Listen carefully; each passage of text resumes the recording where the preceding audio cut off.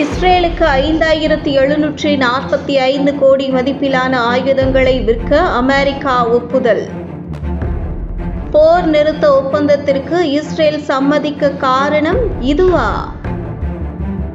அமெரிக்க ஜனாதிபதி Joe Biden இஸ்ரேலுக்கு $680 million, அதாவது இந்திய மதிப்பில் 5745 கோடி ரூபாய் மதிப்பிலான ஆயுதங்களை விற்பனை செய்வதற்கான ஒப்பந்தத்திற்கு அனுமதி வழங்கியுள்ளார்.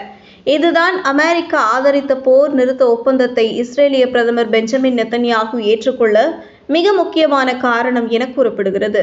போர் நிறுத்த ஒப்பந்தத்தை ஏற்றுக்கொள்ளும் பட்சத்தில் இஸ்ரேலுக்கு ஆயுதங்களை அனுப்ப ஒப்புக்கொள்ளுவேன் என அமெரிக்க அதிபர் ஜோ பைடன் நெத்தன்யாகுவிடம் பேரம் பேசியிருக்கக்கூடும் என செய்திகள் வெளியாகியுள்ளன. போர் நிறுத்த உடன்படிக்கை தொடர்பாக இஸ்ரேல் அவையில் உரையாற்றிய போது கூட ஆயுத கிடங்குகளை நிரப்புவதன் அவசியம் குறித்து நெத்தன்யாகு பேசியிருந்தார். அதன் பின்னணியில் அமெரிக்கா தரவிருந்த ஆயுத சப்ளையை மனதில் வைத்துக் கொண்டுதான் அவர் அவ்வாறு பேசியிருக்கிறார் என்பது தெளிவாகியுள்ளது. ஆனால் ஆயுத விற்பனைக்கும் போர் நிறுத்த உடன்படிக்கைக்கும் இடையே எந்த நேரடி தொடர்பும் இல்லை என அமெரிக்க அதிகாரிகள் மறுத்துள்ளனர்.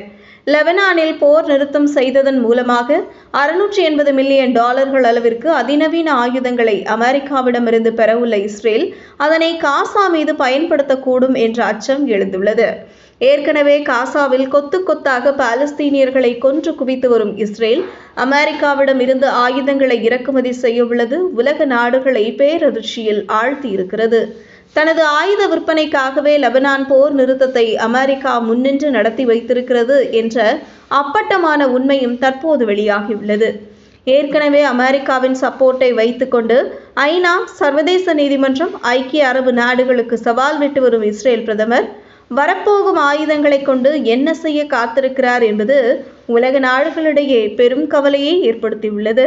இந்த வீடியோவை உங்களுக்கு வழங்கியது www.aliaonlinestore.com. இந்த இணையதளத்தில் நீங்கள் ட்ரை ஃப்ரூட்ஸ், நட்ஸ், அதே மாதிரி குழந்தைகளுக்கு தேவையான டாய்ஸ் உள்ளிட்ட பல பொருட்களை நீங்கள் வாங்கிக்கலாம். ஒரு தடவை இந்த இணையதளத்தை விசிட் பண்ணி பாருங்கள்.